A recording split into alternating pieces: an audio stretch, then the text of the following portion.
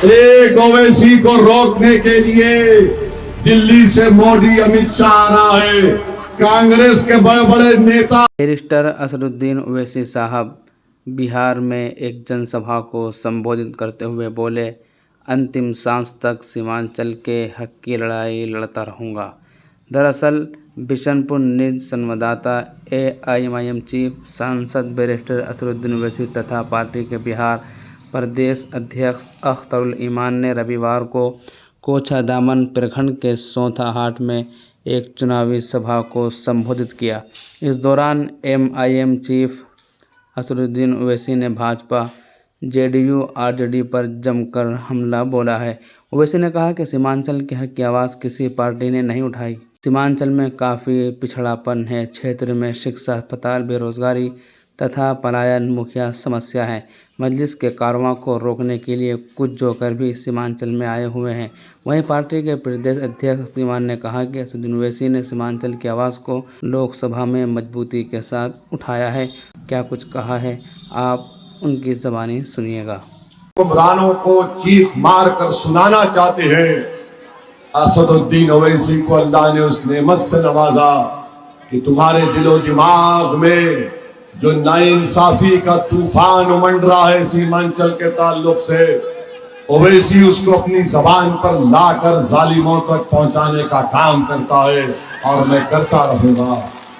अगर एक असदुद्दीन ओवैसी अकेला 540 के पार्लियामेंट में खड़े होकर मोदी, अमित शाह और नीतीश कुमार और राजद और कांग्रेस के एमपीज के सामने सीना तान कर खड़े होकर सच्चाई को बयान करता है, जुल्म को जुल्म कहता है, नाइंसाफी को नाइंसाफी कहता है, तो क्या 11 तारीख के दिन कोचाधामन की जनता एक अदना जालिम के खिलाफ वोट देने के लिए तैयार होगी या नहीं होगी, इसका जवाब आपको देना है। अगर ओवैसी तुम्हारी हक की लड़ाई, तुम्हारी तर्जुमानी पार्लियामेंट में करता है, तो कोचाधामन की जनता को 11 तारीख के दिन दलालों और जालिमों के खिलाफ अपना वोट देकर अपनी क़ियादत को बनाना है, अपने वोट से अपने नुमाइंदे को कामयाब करना है।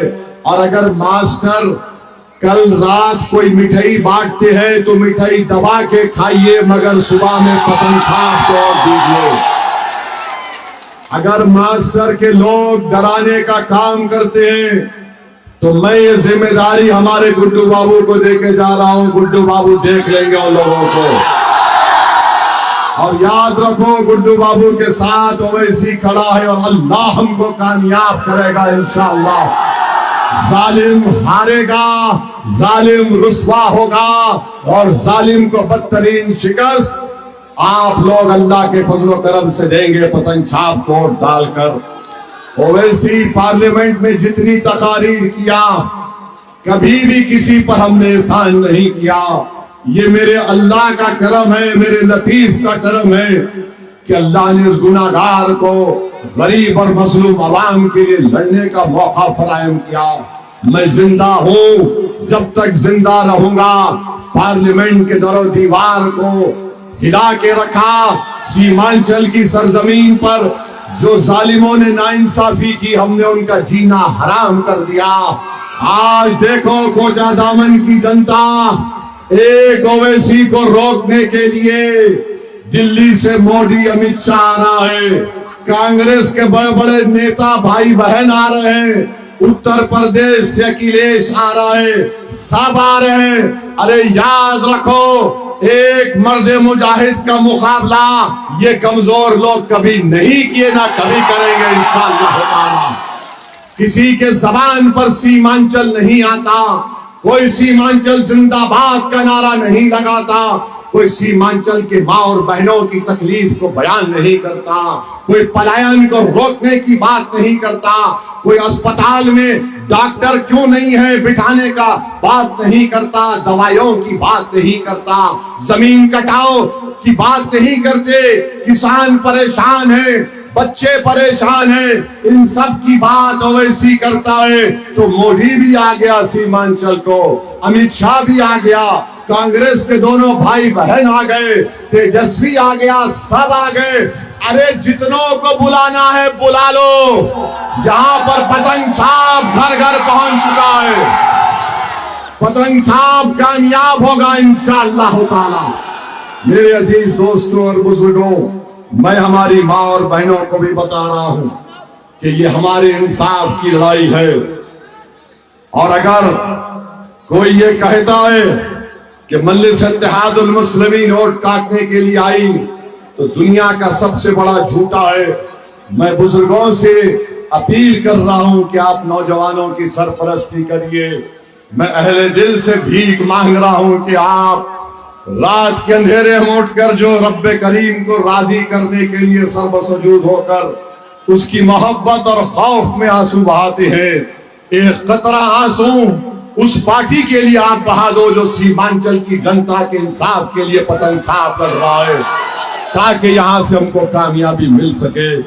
और मास्टर को कहना चाह रहा हूं, 14 साल से तुम मोदी और नीतीश कुमार के साथ उनके दामन में बैठे हो।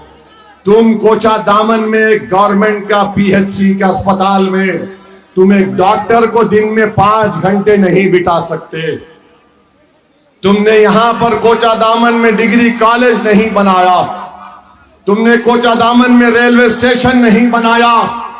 14 साल से तुम मोदी और नीतीश कुमार के साथ बैठकर चाय पी रहे हो, नहीं मालूम और क्या क्या खाते भी हो।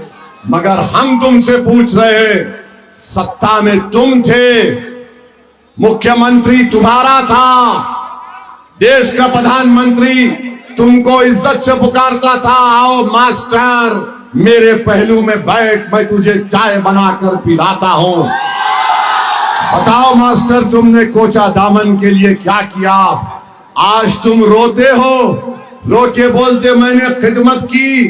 तुमने मोदी की खिदमत की, तुमने नीतीश कुमार की खिदमत की। तुमने जो खिदमत की, मोदी ने हमारे मुस्लिम महिलाओं के खिलाफ ट्रिपल तलाक का कानून बना दिया, जुल्म किया। CAA का कानून मजहब की बुनियाद पर बना दिया। मास्टर तुम्हारी वजह से, मास्टर तुम्हारी वजह से UAPA का कानून नीतीश और मोदी ने बनाया, जो बच्चे 6-6 साल जेल में सड़ रहे हैं।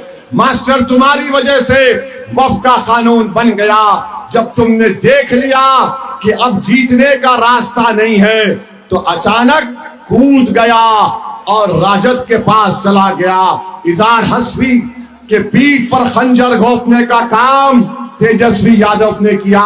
कोचा दामन की जनता, इस धोखे को याद रखो जब तुम 11 तारीख को डालने जाओगे।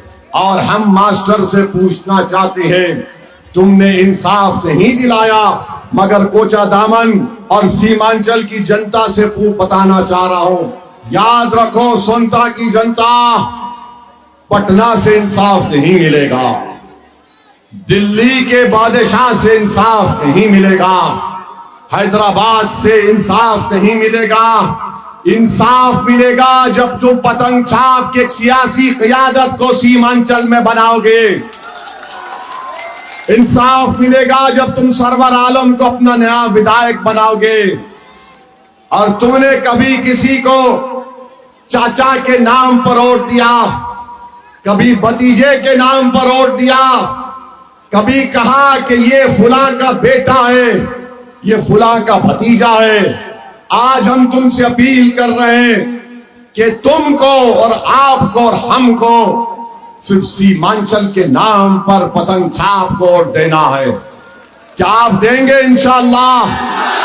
मेरे अजीज दोस्तों और बुजुर्गों, हम आपको बता रहे हैं, मजलिस की कामयाबी को रोकने के लिए बहुत से सर्कस के जोकर सीमांचल को भी आए, कोचा दामन को भी आए।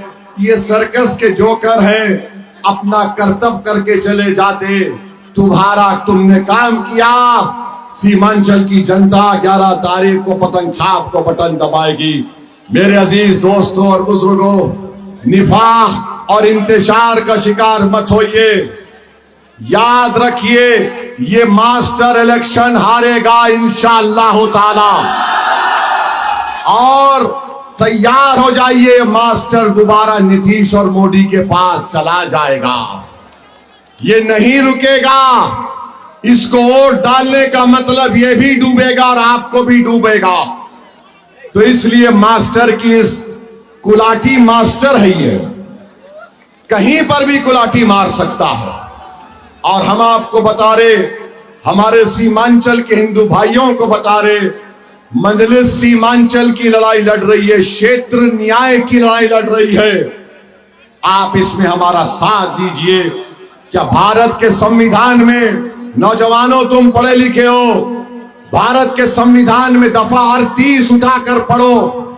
दफा 38 कहती है कि लोगों में गुर्बत और नाइंसाफी को कम करना चाहिए, विकास होना चाहिए। ये भारत का संविधान की दफा 38 कहती है, 38(2). ये मजलिस काम कर रही है। मेरे अजीज दोस्तों और बुजुर्गों, आखिर में हम कहना चाहेंगे कि ईंट का जवाब पत्थर से नहीं होगा। ईंट का जवाब पत्थर से नहीं होगा। जिल्लत का जवाब पतंग छाप को देकर होगा। जिल्लत का जवाब बोलो, जिल्लत का जवाब, नाइंसाफी का जवाब, गुर्बत का जवाब, जमीन कटाव का जवाब। जमीन वहां पर अख्तर भाई के कॉन्स्टिट्यूंसी में मस्तान साहब से किसी ने पूछा ये कटाव का कारण क्या है, तो बोला इसका कारण धसन है। मस्तान साहब भी माशाअल्लाह। तो धसन का जवाब,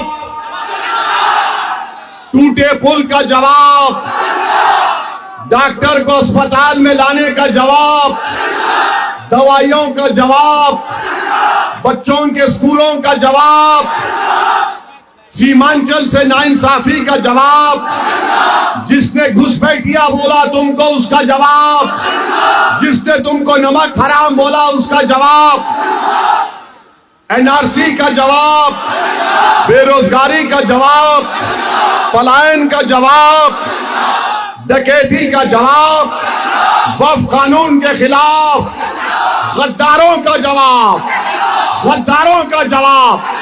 तो आपने फैसला कर लिया 11 तारीख को पतंग छाप को वोट देंगे।